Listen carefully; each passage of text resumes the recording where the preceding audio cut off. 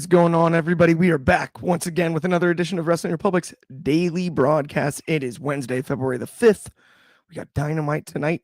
I'm stoked about that. I didn't even mean to rhyme that on purpose, but guess what? It happened organically. I'm stoked about it. It's going to be a fun show. It's a news day. We've got the exact same crew as we did last Wednesday, which is nothing short of delightful. I'm going to introduce them to you. First and foremost, I'm going to send this one all the way across the pond, the furthest guy away from me possible, all the way to Scotland, to the host of the Soul Session. Soul himself is in the building. What's going on, Soul? How are you?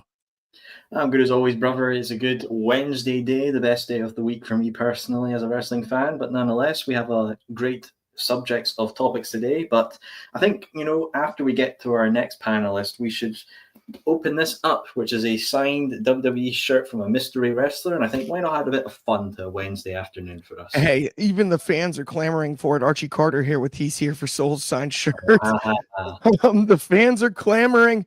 But before they do, we may only have 3 panelists listed today, but there is an odd chance that we see a run-in from a 4th. Before we see that run-in from the 4th, though, I will introduce you to the 3rd, merely 20 miles away from me right now, geographically speaking. A good friend of mine, Mr. Carter Crisp. How are you doing? I didn't know we were going to be opening up a signed Omos shirt, or maybe perhaps an Otissimo shirt, but I'm good. I'm ready. We got Dynamite coming down here in California, coming up here, right, Clark?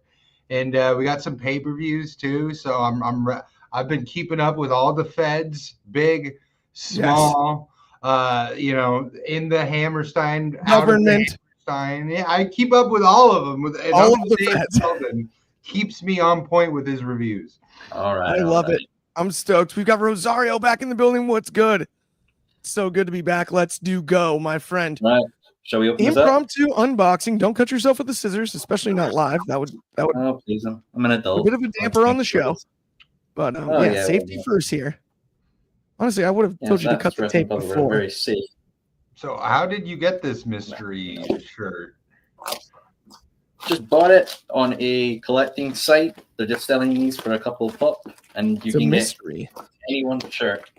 This is like the original Hardy Boys, the ones that weren't the tag team, the books. The mystery. I hope it's Piper Niven. Oh my gosh. I hope it's okay. I hope it's Hacksaw Jim Duggan. Oh. Hello.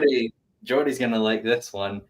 Congratulations, you have an unwrapped and officially launched WWE Walkout t-shirt autographed by Dirty Dominic Mysterio. No way. Dom. Yeah. We had the R-Truth guess at the end. It's Dom. Let's see it. That's outstanding. I signed Dirty Dom. It's actually really fun. We don't normally open the show with unboxings, but this is a good one. It really would have been a shame if all of the ones that we guessed that aren't as good would have been the one. Dirty Dom is a good get. Well done. Where is there's the signature. Well, I mean, it is an official walkout shirt. Does it smell like him? I'm kidding. So this is 4 out of 10. Love that. So that is. I can do that now. Walkout shirt. So he's a size large. So that's an interesting fact of the day. He's a large. Interesting. He's a large. Well, it's not just our shirt. So anybody that was wondering if it was XL or L for Dom, he's an L. Well, who knows? Maybe Liv Morgan's hugged this shirt, so that's an extra thing you could add on. Could be anything. Could be anything. Let's get into the show, though, my friends. Yes. How crazy, though? I was gonna say this before you opened it, but I didn't want to jinx anything. How wild would it have been if it was an Alexa Bliss shirt? Since she's our first topic, I would have been like, no way. That would have been wild. But our first topic is a question here, and it is, should Alexa Bliss join the Wyatt Six? Obviously, while Soul gets that all wrapped up, I'm going to toss this one to Carter to get your opinion on this. Is the move, we go back to her original connection with Bray Wyatt, or is it not? Because here's my only caveat, Carter.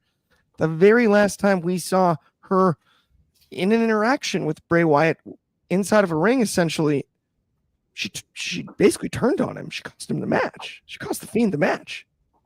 And so how she gets into the Wyatt Six, I don't know. I don't know if it's that she needs to rival the Wyatt Six, or if we give her an opportunity to join the Wyatt Six. Give me your thoughts on that, Carty. Yeah, so for those of you who don't know my wrestling history, I was born in a cave and Excalibur found me and took me to the PWG shows. So between the period of the Firefly Funhouse, Bray Wyatt, that whole 2010 to 2020 period, I had to kind of catch up from behind, after Bray Wyatt died. I didn't really live a lot of our younger members of this show. Bray Wyatt's one of their favorite wrestlers. I mean, he from that era, as far as I can tell, is one of the most creative guys with just taking this outlet and just turning into something like completely different than what you could possibly imagine, which is part of what makes the WWE what it is, separate from these other promotions that get my cousins all riled up. Yeah. But I mean, when I saw Alexa Bliss back, I wasn't aware that the last time she was with Wyatt, she screwed him over. But I think that a big part of me being excited about her being back is her connection to Bray Wyatt. And, when these wrestlers are gone, a big thing is their legacy, like Mrs. Baba threw her reputation on the line just so everyone only has positive things to say about Giant Baba. And now that Bray Wyatt's no longer with us, all we have are his memories and his legacy. And the Wyatt Six, it's like it just picked back up. So I would love to see Alexa Bliss leading them, scaring Chad Gable into, not being mean to Tozawa anymore and stuff like that. So I think it's the perfect place for her. It Bray Wyatt ushered in an era of creativity that was very necessary, going into COVID. What Bray was able to accomplish, even in the short time as the Fiend with the Firefly Funhouse and all of that, was pretty impressive. It wasn't perfect. We can talk about the Hell in a Cell with Rollins and all of that. None of it was perfect. And this is an interesting comment we got from DCX Warlord. Sorry, I showed the wrong one. He got me too fast. But he said Liv should have been Sister Abigail, not Alexa or Nikki. Now, see, I would have agreed with you at the time when it made sense to pull the trigger on Liv as Sister Abigail. Where we're at now, I actually think Alexa did a better job in that role, and it fit the stage of Alexa's career better to play a supernatural character because you have the ability to go away, considering we all know the reality that she's started a family now with her husband. So she's not going to be there all the time. And if you're going to play a more supernatural character, that fits. Liv Morgan is wrestling week in and week out. I don't know if Liv Morgan as Sister Abigail, if we keep her out of the ring as much, if she develops the way that she has since. Hindsight's always 20/20, but I would have agreed with that at the time. I don't at this time. So I got to ask you about this one, though. Do you like the idea of Alexa joining the Wyatt Six? Because my best creative idea that I thought of this week in regards to the idea of Alexa Bliss potentially teaming with the Wyatt Six and the Wyatts is they follow her lead and don't understand why, because of the connection to the Fiend. If you're going to go supernatural, make it supernatural. Actually do it. Right? And so when she says things, the Wyatt Six follow her and they almost are unaware of the reason for it. That's just me spitballing an idea. Do you have something creatively that you see as the move for Alexa Bliss in relation to the Wyatt Six, whether it's she joins, she creates a rival faction, or just keep them apart? What are your thoughts on it? Well, surprisingly enough, we actually have the answer to this. The answer is in plain sight. If you go back and rewatch the Royal Rumble, there's one person or thing that gives the answer away. Look at Lily, the doll. If you look at Lily the doll, in its left eye is the number 6 as well. If you think about it, who was it that would always do stuff for the Fiend? It was a particular artist, and the artists like to leave Easter eggs in their creations. They've left it in the Wyatt Six, the Fiend, the Immortal Fiend, which would have been the new Fiend's version. If you look at Lily, the stitches in the arms and also on the throat are the Roman numerals for 6. So we have the answer. Alexa Bliss will be a part in the Wyatt Six in some fashion. Maybe to do something which I propose, which is a Judgment Day versus Wyatt Six match at WrestleMania, because you're allowed to get the showcase of a prominent faction on Raw with your prominent, essentially, merch faction. So that will go off. And obviously we know someone in these Wyatts is off. That's why they've not been seen on TV recently. We also know that JD took that hell of an injury on Raw. So you could still work it out. Just take one member out from each, and then you just still do it up. Then you get Nikki and Liv. Well, so you get Nikki and Bliss on one side. You have Raquel and Liv on the other. And then you could do Dexter, Joe, and then Dom and Carlito. Heck, you could also throw in Finn if he's still around, and not Dexter Lumis, Rowan, Eric Rowan in there. So you have your factions there. But yeah, so we have the answer, and the answer just lies in the doll. Yeah, absolutely. I'm with you. I mean, the doll with the 6, I agree, was a big giveaway. But what I think is interesting is there's so much creativity that goes into that group that you can tell a story where it's not necessarily perfect, right? It's not like she's already a part of it or they know something that we don't know. And that's where I go back to like kind of my idea about they're not sure why they listen to her, but they feel like they have to. Well, I think obviously that's really too early to see how she'll actually incorporate into the faction. But we now have a starting point with the doll, with the clues of the 6. Lily was there before with the Fiend relationship. Lily was introduced because of the Fiend back in the original storyline. So it all essentially goes to the doll. The doll's teasing the 6 with the stitches and the eye number. She'll be with the Wyatt 6 in some form. How that introduces, we don't know yet. Obviously, she did come out to her old theme. So interesting as well. That is another factor you have to put in as well. Was that simply just for the Rumble so people recognize that and you get the pop? Would you get a new theme when she returns on Raw or SmackDown? Right. Wait and see. I would absolutely say also, though, being in the building, I was actually kind of stunned. Alexa Bliss got one of the biggest pops of anybody. That pop was huge and deservedly so, but it was bigger than I would have anticipated, if that makes any sense, right? It was like one octave louder. and so that was cool to me and deserved. Don't get me wrong. Her success in the industry is not unparalleled, but it's incredible. She's done an amazing job. I didn't expect the reaction for her in relation to other returns that we saw is what I would say for sure. But let's move on to our second topic of this afternoon, evening, depends on where you are. Let's talk about Mr. CM Punk. And he went ahead and criticized John Cena, Mr. Make-A-Wish himself, for just saying he earned a spot in the Elimination Chamber. Okay. I liked it. This is fun to me. This is fun for me. I'm having fun for a few reasons here. Number one, John Cena's greatest Elimination Chamber moment is him winning via roll-up, surviving, bloodied, and retaining the title against Carlito just for the cage to be lifted and the first ever Money in the Bank briefcase to be cashed in by one Mr. Cope from over in AEW on this day. He saw clearly and John did not. That's all I'm saying. That's his greatest Elimination Chamber moment. Does he deserve the spot? Probably. Was the promo and the way he got there weird? Yeah. Totally. I'm going to go do a movie and I deserve the spot. That's a heel thing. Right? Well, then Punk came back with another heel thing. Okay.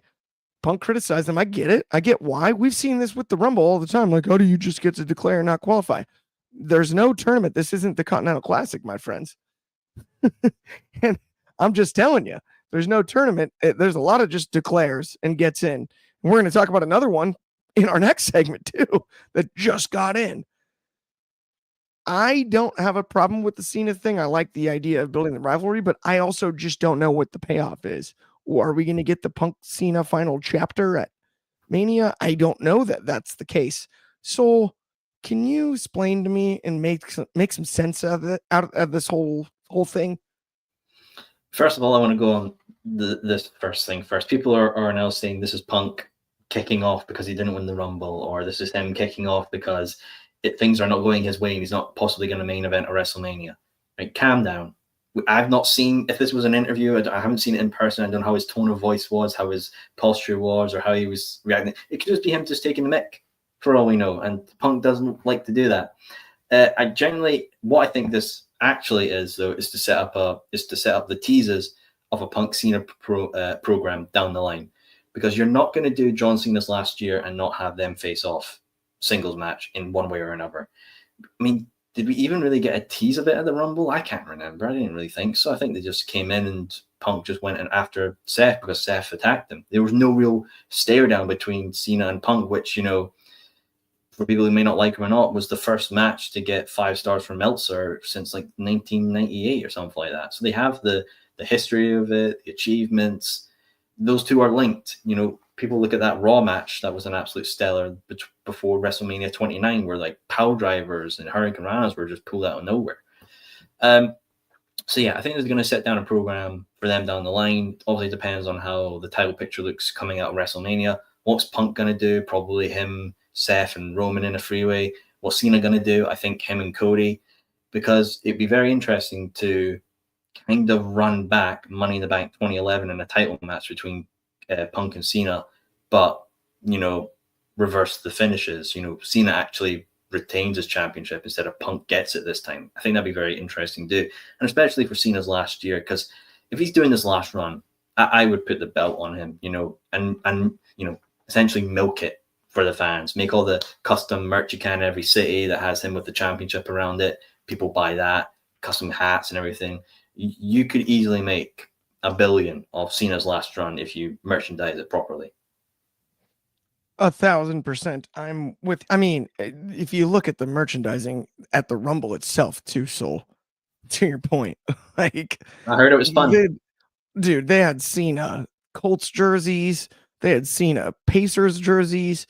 If there's a team that's ever played in Indianapolis, they put Cena's name on the back, and they got it. Oh, good friend of the show, Marco. With I hate Clark. I hate you too, man. Nah, just all jokes. Love you. Oh. He went to the Rumble with us. It's awesome. And we got some more here. Archie mentioned this. What if this Roman, Seth, and Punk stuff is a smokescreen and maybe a Mania we're getting Cena versus Punk and Seth versus Roman? Okay, fair enough in my eyes. But at the same time, I don't know why you would do a smokescreen so close to Mania, because a right, lot of people and not are like, only well, that, Mania's... consider this. We are all so aware of the fact that Roman Reigns has to go first or last. So which night do you open with Roman Seth? Because that's not the main event if it's not involving a title. So which night do you open, 1 or 2? And that makes it even goofier. That's the hardest part of booking this.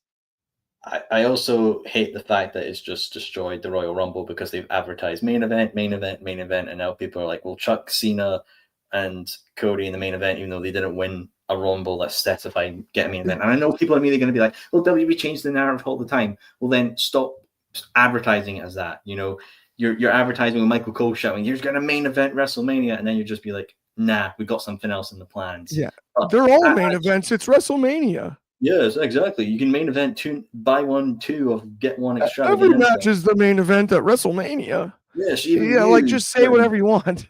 Like, is what it is. But I think Punk, Roman, and Seth is the logical one, because it's your 3 of your top stars, and those 3 do have a history. Remember, Punk beat all 3 members of the Shield in one night, I think, before he left as well. Obviously, there's a history of Roman and Seth, but if you look at modern day history, there's all 3 of them have such a more cohesive history now. Absolutely. We got one more comment I want to read. Marco, good friend of the show, said, give me Cena versus Cody versus Punk and Roman versus Seth. Okay, that's fair. Cena, Cody, Punk for the title. I'm all over that. Yeah, that makes a lot of sense. That's a main event and a half if I've ever seen one. And then Archie just said, WWE will just say there are like 4 or 5 main events like they've done before. It's true. It's true. They invented the co-main event is also a main event. Look at this. We got all kinds of combinations here. But speaking of combinations, let me talk really quickly about, let's pay some bills, my friends. 1 second.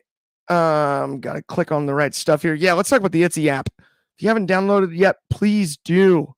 Head over to the App Store if you have an iPhone like a normal person. If you don't and you have an Android or something else, the Google Play Store, you can also download it. Go to the upcoming stream section. There's all kinds of great stuff coming up. We have a huge, huge live stream coming up this weekend that I was supposed to give you the date for, and I'll probably come back later in the show and give you that date, actually, because I forgot it off the top of my head, and my notes aren't pulled up. But neither here nor there. Download the app, head to the upcoming stream sections, go follow me, Real Clark Taylor, I'm not even Real Clark Taylor on that one, I'm just Clark Taylor. Follow Ben as well. Follow all of us and check it out. All kinds of good things. And not only that, you can get on and argue with us if you'd like. And we've got giveaways if you just show up. Giveaways? Who doesn't like giveaways? Giving away good stuff. That's the Itsy app. Check it out on the App Store. That's ITSY. Let's keep it rolling here, though, my friends. Let's get on to our third segment of the day. And I'm afraid we might have a run in here. Because, Carter Crisp has done an excellent job on this show thus far. But this happens from time to time. His scarfed cousin, Carty Carnette, shows up and just shoves him out of his office chair and gets him going on things. And this is a guy whose opinion I really do want when it comes to the streamer that is iShowSpeed. Because this is right up Mr. Carnette's alley. So, Carty, I ask you, what was your opinion on iShowSpeed in the Rumble? I mean, mind me as I start off this with a mouthful of marble. Now, I have notes, annotations discussing all of the reasons why you would never do this. Now, you all understand back when I was in Mid-South Wrestling with the Heavenly Bodies and the Midnight Express, these were true consummate professionals. We spent months, hours, days, minutes, seconds, milliseconds at these dojos training true professionals. Now I'm trying to figure out whether or not this was a good thing or a bad thing, because the good part about this is Mr. Breaker, let's call him Mr. Steiner, because Vince has not opened the many letters I've sent to him telling him to book him as such. But at the very least, Mr. Steiner speared this poor young gentleman, what's his name, Sped, into free. He's sped up. He's Mr. Sped. He speared him out of the wrestling business. Now, if only Mr. Breaker could have kept going and continued to spear the other, I don't know, what are these internet hooligans, these yahoos, these influencers, Mr. Kai Casanat and the Logan Paul and KSL. Breaker should have just went through all of these people, because Braun Breaker has done more to preserve the sanctity of wrestling than Triple H could ever imagine having these yahoos. I mean, did this kid ever learn how to receive a spear? I mean, that is a big deal to be on the receiving end of a professional wrestling move. Now, this is a sport. This is a real sport with real athletes. And what do you have? You have a thespian in the ring now. Oh, my goodness. Oh, my goodness. Where do we start here, my friend? At least it was some real wrestling for at least a second. Like, my God. Yeah, we're talking about a lifelong tradition in the Royal Rumble here. And we had Speed. We had Kai Cenat, not related to John Cena, despite the amount of letters in the last name that match up. But Speed enters the Rumble. He did appear to have cut his leg. But yeah, man, training wise, was on the low end of the spectrum, you would assume. Heck of a catch by Otis, a pro's pro, and a fall away slam, shades of Scott Hall. It was a heck of a spot, I will say. Akira Tozawa probably could have done the same thing, but it wouldn't have been as impactful. What Braun Breaker did to iShowSpeed, I think was, no, actually iShowSpeed, which tickled me. Breaker was like, actually, watch how fast I run. And you over. It's basically how that went down in the ring. I hear you. Yeah, it was a funky move. I am not from the generation that totally understands everything here, despite the fact that I'm on a show like this. You know, I'm 33 years old, and to me, I'm like, more power to you, man. I love the getting views, getting all of that. J Money added Speed did get an elimination. He also, by the way, was saying this is great earlier when Carnette was speaking, but he said Speed did get an elimination. He did, and he got an elimination and a celebration. We've got just rhymes falling in our laps here on today's show. Yeah, he did a backflip and everything, and then he got cut in half, like the first slice into a big pizza. You know, it's one of those things. It's a highlight. I don't mind it at all. You know what it reminds me of is one of my favorite WWE moments of all time, Kane tombstoning Pete Rose. Right? It's not the exact same, but it's modern wise. You have somebody that everybody knows, and you send out an absolute, killer, for lack of a better way to put it, the biggest, baddest dude that can get after somebody that is an outsider, for lack of a better way to put it. And not an outsider as in Kevin Nash and Scott Hall, like outside the industry. And it makes sense. It's the modern day version of Pete Rose getting tombstoned by Kane. And I dig it. If you look at the viewership and everything that they did, I don't have an issue with it. Right? I'm not an iShow Speed fan. I respect his work. I think it's amazing what he does from a viewership and a fan base building standpoint. Eyeballs on people watch what he does day to day, from what I understand. Like that's pretty remarkable, right? Like he was like Jersey Shore, hold my beer. Watch this, right? It's like 200 million views and stuff. So you can't knock that, but I understand the taking the spot of somebody complaint from a lot of people that you heard afterwards, but I don't think it mattered because it put eyeballs on everybody that was in the ring at the time. And it did a lot for Braun Breaker. So I do think at the end of the day, it was worth it. But let's preview Dynamite. So, and can you do me a favor? You want me to read the card? And read the card for me. Oh, That's exactly where I was going. Well, you know me, I try my best. I always try to knowledge of AEW's television programs the best I can, but we have quite a star-studded Dynamite tonight. Obviously, we've got Hangman Page and MJF will be appearing live, whether that be a promo or a segment or whatever, they'll be there. Our women's match will be Timeless Toni Storm against Queen Aminata with Mariah May on commentary. We have an international all-star tag match of the Hounds of Hell versus Konosuke Takeshita and Kyle Fletcher from the Don Callis family. We then have Will Ospreay versus a member of the Don Callis family with Don Callis at ringside. We don't know who this member is, but we will tonight. And which I presume will be the main event is Swerve Strickland versus Ricochet. So, yeah, quite a star-studded Dynamite tonight. My main thing is, who's this member of the Don Callis family? Obviously, it goes back to a promo which I was on Collision, I believe, where all the members of the family were around the dinner table, from Brian Cage, Lance Archer, Fletcher, Takeshita, and Don Callis were all there. And they were all like, we're just having our meetings. We're discussing plans here. Obviously, they've got Kenny Omega and Will Ospreay coming up at Grand Slam Australia. But we need more bodies. We need more people on hand. And there was an empty dinner plate. Now, the first person that comes to mind for me is Trent. Obviously, he was kind of a part of Don Callis' thing before going away. So this possibly could be him returning. Another two people I've thrown up is Wardlow, and why not? Because if it'd be crazy if it did happen, is Ricky Starks, just to throw it out there. It would be a very interesting dynamic to see what would happen there. But at the end of the day, whoever this person is, they're not beating Ospreay.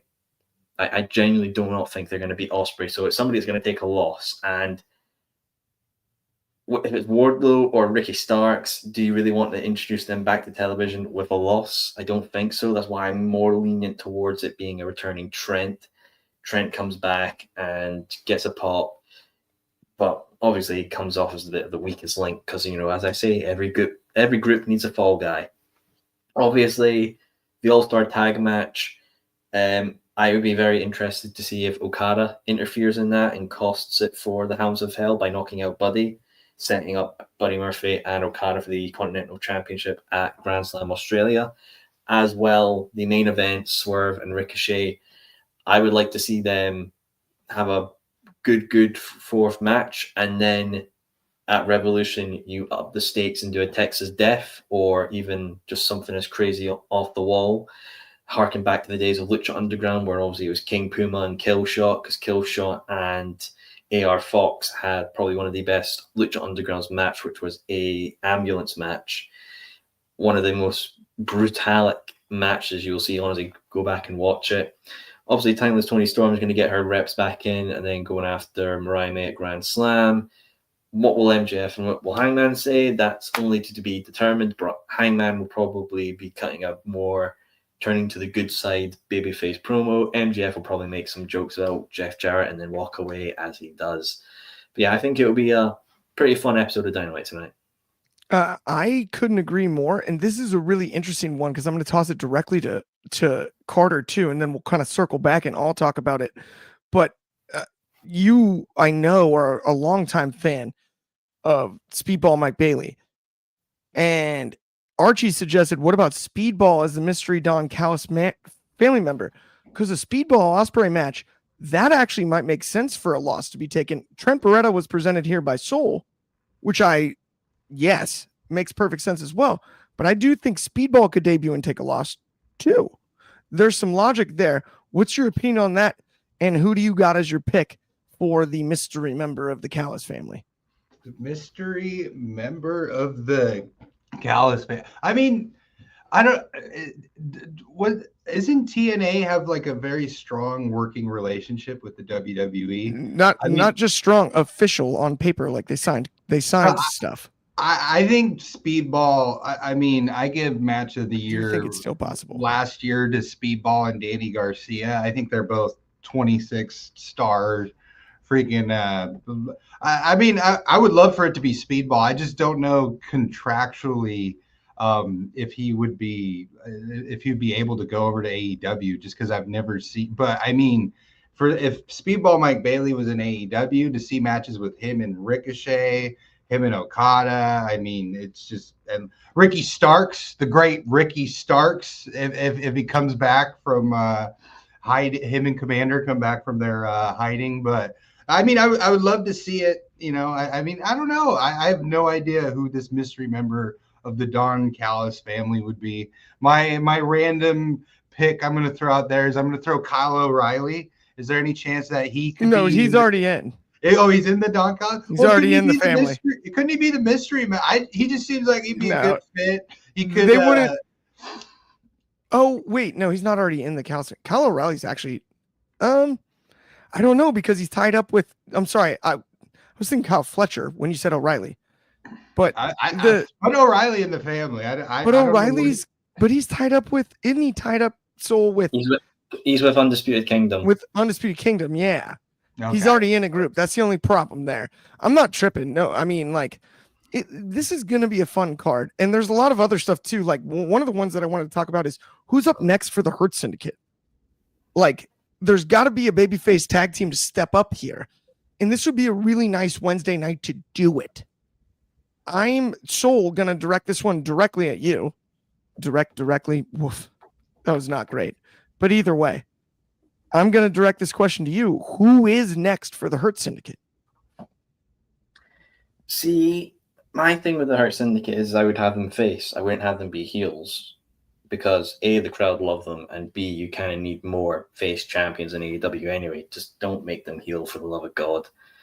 So I'll give you two answers. If they're heels, I would like to maybe see a private party rematch at Revolution, just so you can at least give them maybe another fighting chance to get their belts back. And I don't think anyone would complain about that. If they're faces, I would like to see them go against the Grizzled Young Veterans, honestly. I think that would be a very, very good matchup. With the whole grit your teeth and hurt thing, I would like it to actually get a good build as well in it, as, you know, we're going to grit our teeth, and, you know, MVP is just like, well, we're just going to punch through your teeth and hurt you nonetheless. But yeah, I generally think Hurt Syndicate and GYV would be a very, very good feud. I think that's an outstanding call, Soul. I really like that one.